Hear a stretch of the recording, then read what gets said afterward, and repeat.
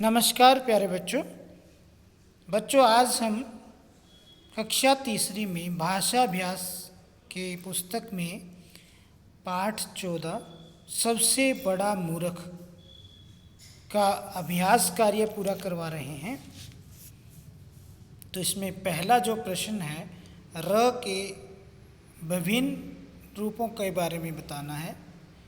र के रूप का प्रयोग का शब्द ठीक कीजिए। तो र के विभिन्न रूप की एक वीडियो मैंने अभी आपके पास भेजी थी। उसमें बताया गया है कि र के विभिन्न रूप हैं। जैसे र का जो सामान्य रूप होता है, जैसे रमेश, राजा, और रेफ के द्वारा जो शब्द बनाया गया है, ये आप देख रहे हो, मार्ग, जैसे मार्ग, इसमें रेफ का प्रयोग हुआ है। उसके बाद इसके पदेन है दूसरा र का रूप। पदेन में दो हैं, एक जो पैर में लगता है, जैसे आप देख रहे हो स्वर के बिना, और दूसरा जो है बिना पैर या गोलाकार व्यंजनों के साथ लगता है, जैसे आप ट्रक में लगाते हैं। ठीक है बच्चों, ट्रक का उदाहरण दिया है।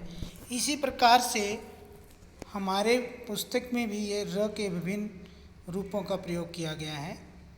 जैसे मूर्ख, मूर्ख में है, इसमें रेफ का प्रयोग है। प्रिय, पदेन, यहाँ पर पदेन र का प्रयोग है। वर्ष, ये भी रेफ में आएगा। असरफियाँ, ये भी रेफ में है। प्रतीक, प्रतीक्षा, ठीक है बच्चों, ये आएगा आपका पदेन में। प्रमाण, प्राण, ये पदेन के हैं। तो ये रे के विभिन्न रूप हैं। अभी आप छोटी कक्षा में हो, बड़ी कक्षा में जैसे जैसे आते जाएंगे आपको और अधिक समझाया जाएगा इसके बारे में। नेक्स्ट है आपका समान अर्थ वाले शब्द को मिलाइए। समान अर्थ वाले होते हैं जैसे पर्यायवाची शब्द, समानार्थी शब्द, इनको ही समान अर्थ वाले शब्द बोलते हैं बच्चों।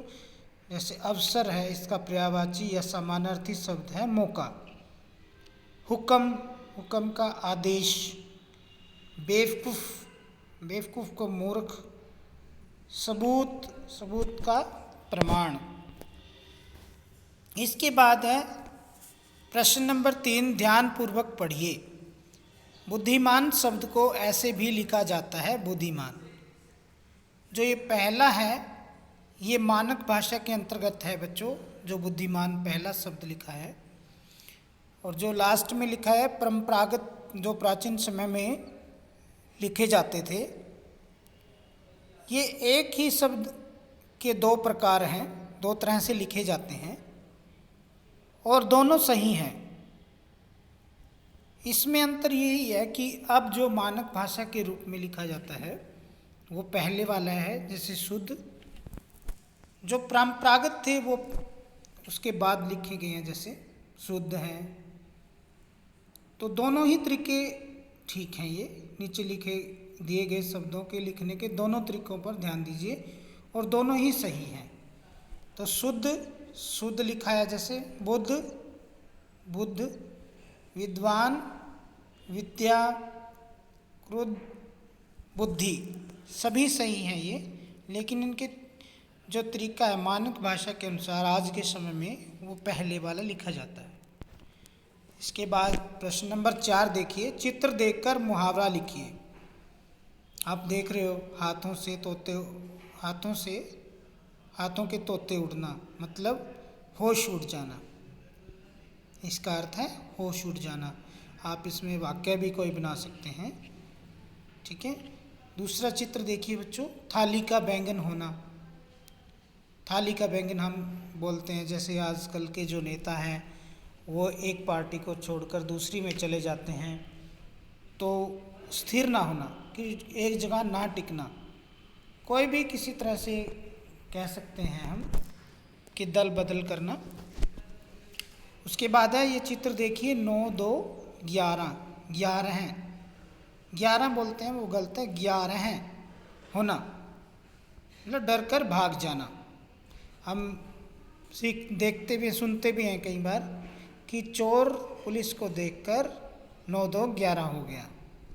उसके बाद अंगूठा दिखाना, साफ मना करना। इस मुहावरे को हम अपनी सामान्य भाषा में प्रयोग कर सकते हैं, जैसे मैंने राम से पुस्तक मांगी तो उसने मुझे अंगूठा दिखा दिया। ठीक है बच्चों। प्रश्न नंबर 6 देखिए, नीचे दी गए वाक्यों को सही शब्द से पूरा कीजिए। नुक्ता वाले चिन्ह मैंने पहले भी आपको बताया, नुक्ता का प्रयोग कैसे किया जाता है। अरबी उर्दू की भाषा से लिया गया है ये नुक्ता। तो पहला, जैसे घोड़ा तेज दौड़ता है, तो इसमें नुक्ता का प्रयोग किया गया है।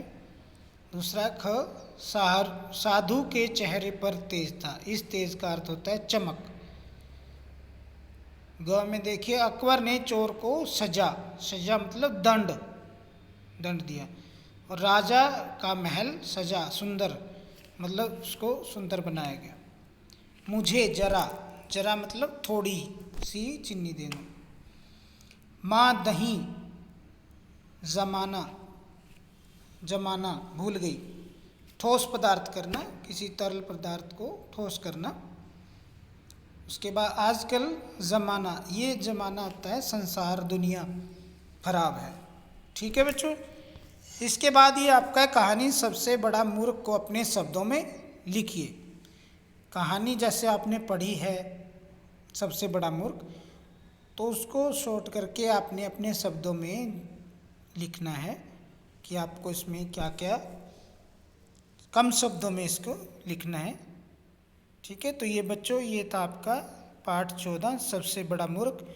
इसे अपनी पाठ्य पुस्तक भाषा अभ्यास में आप पूरा कीजिए। धन्यवाद। जय हिंद।